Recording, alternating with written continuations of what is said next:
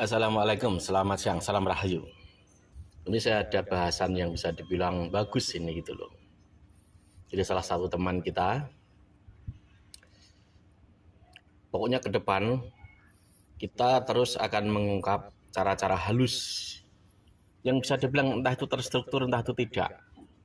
Cara-cara halus di dalam penguasaan atau mereka menggulkan operasi klandestin Ba'alwi. Senjata utama klan Habib Ba'alwi. Apa senjata utama klan Habib Ba'alwi dalam mengaktifasi, mengeksekusi grand design operasi klandestin Ba'alwisasi, Zamanisasi? Senjata utama klan Habib Ba'alwi adalah klaim, persepsi, dan keyakinan publik bahwa Habib sama dengan satu-satunya cucu Nabi. Makna tanda dalam kurung adalah ia disampaikan secara implisit, sublimal naratif, tidak vulgar eksplisit. Sublimal naratif membypass alam sadar, membypass critical factor dan reticular activating system manusia, sehingga pesan yang bermuatan sugesti atau doktrin masuk menyusup dengan mulus ke alam bawah sadar dan mendekam kuat di sana, mengkristalisasi menjadi keyakinan tersembunyi. Halus gitu loh. Frase satu-satunya itu penting diperhatikan sebab jika tidak menjadi satu-satunya cucu Nabi di alam persepsi dan keyakinan publik, maka klan Habib Ba'alwi tidak bisa membentuk konsensus sosial keagamaan bahwa mereka lah otoritas tunggal tertinggi sosial keagamaan, absolutisme, pemilik kekuasaan tunggal sosial keagamaan. Mengapa demikian? Apabila ada kompetitor, maka ada pembanding. Ada komparasi realitas yang dipahami masyarakat bahwa cucu Nabi itu banyak, dari banyak jalur, dan klan Habib Ba'alwi bukanlah satu-satunya. Ketika ada pembanding terlebih dalam jumlah yang banyak dan tidak menjadi satu-satunya, keberadaan klan Habib Ba'alwi yang mengandalkan faktor cucu Nabi, faktor tersebut menjadi tidak spesial, menjadi biasa-biasa saja. Status cucu Nabi tidak memiliki power yang kuat di mata masyarakat. Faktor cucu Nabi menjadi faktor standar. Masyarakat tidak menganggap penting faktor cucu nabinya, karena toh semua orang seperti itu. Jika semua memiliki faktor yang sama, lalu apa bedanya? Apa hebatnya? Nah, disitulah lantas masyarakat mencari dan menilai faktor-faktor lain di luar faktor cucu Nabi. Situasi itulah yang dihindari klan Habib Ba'alwi. Situasi tidak menjadi satu-satunya cucu Nabi, dan komparasi atribut di luar faktor cucu Nabi oleh masyarakat adalah situasi yang dihindari matematik oleh klan Habib Ba'alwi. Sebab dukungan masyarakat bisa beralih ke cucu Nabi yang lain, yang ilmu, perilaku, dan kesejarahannya jauh lebih baik dibanding klan Habib Ba'alwi. Hal itu dapat Anda jumpai bagaimana struktur kampanye klan Habib Ba'alwi. Mereka menciptakan keadaan Habib adalah satu-satunya cucu Nabi, dan di sisi lain mengkampanyekan Habib kasar dan lembut itu sama-sama cucu Nabi yang wajib dihormati. Meski kasar, bodoh, maksiat, jangan dicaci, jangan dihina, jangan dikritik. Tetap wajib dihormati, wajib dicintai. Masyarakat dicegah melihat atribut di luar atribut faktor cucu Nabi, sementara masyarakat dikondisikan atau disetting merekalah satu-satunya cucu Nabi. Disebarkan pula bahwa Habib yang bodoh maksiat lebih mulia daripada 70 kiai yang alim dan ulama amilin. Mereka tidak terima bahwa ulama adalah pewaris para nabi, dengan menyebarkan pemahaman bahwa posisi ulama adalah pengawal Habib. Ente ikut Quran, tidak ikut Habib, ente sesat. Ada kan kemarin itu, si ketuanya itu loh, ketua siapa itu. Dengan positioning satu-satunya cucu Nabi, itulah yang memungkinkan klan Habib Ba'alwi memposisikan diri atau diposisikan pemegang kekuasaan sebagai otoritas tunggal tertinggi sosial keagamaan di persepsi masyarakat. Tanpa senjata utama itu, klan Habib Ba'alwi tidak dapat mengaktifasi dan mengeksekusi grand design operasi klandestin Ba'alwisasi, Zamanisasi.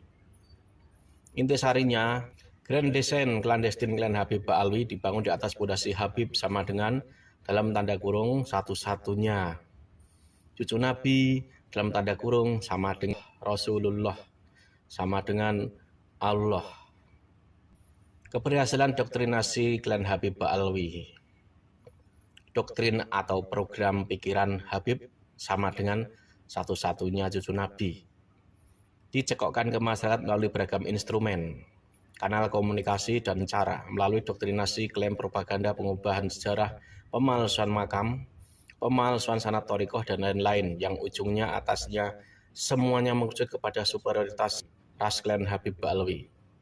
Melalui majelis, haul, konser, sholawat, ceramah di offline dan online, melalui kerja tulisan dan lisan secara eksplisit atau implisit.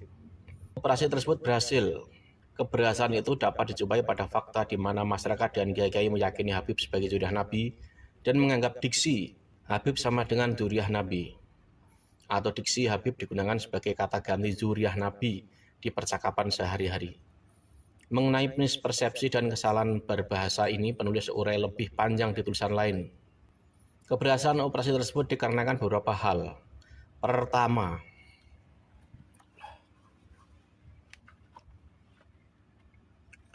ketidakpedulian masyarakat Islam Nusantara terhadap ilmu nasab, adanya kultur atau anggapan bahwa nasab itu tidak penting. Sebagai catatan pinggir pada poin pertama, ini tidaklah berarti bernilai pasti negatif atau buruk, atau pasti positif atau baik. Apa yang penulis tuliskan hanya pendeskripsian atau realitas. Kedua, akibat poin pertama itu menciptakan ruang kosong di alam pengetahuan masyarakat Islam Nusantara tentang ilmu nasab.